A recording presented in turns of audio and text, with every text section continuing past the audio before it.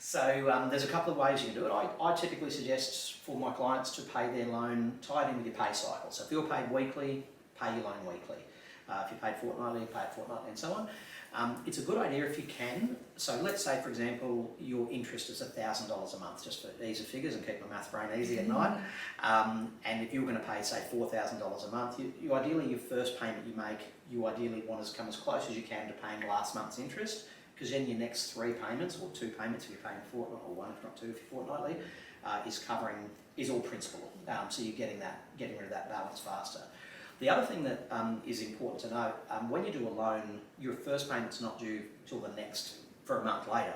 So sometimes people don't make their first payment till a month after settlement. I strongly advise against doing that. Start making payments as fast as you possibly can, because otherwise it'll take you a little while to get back to zero, if that makes sense.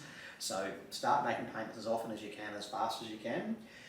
And if you have surplus money, it's typically worth have a chat with your broker or advisor as to what the best plan of attack is for you.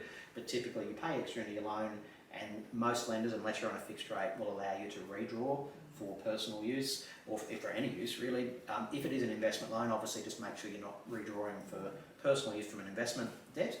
But if it's a personal property, the house I live in, I'm not going to make it a rental. I can pay extra and redraw if and as I see fit. So I use it as, in effect, a forced savings account, and the interest is only charged on the outstanding daily balance. So the more I can park my money there, the better it's working for me. It'll help me pay that loan off faster. But in short, weekly, if not fortnightly payments is the way to go. Tied into your pay cycle is generally the easiest way. It's been that little step ahead.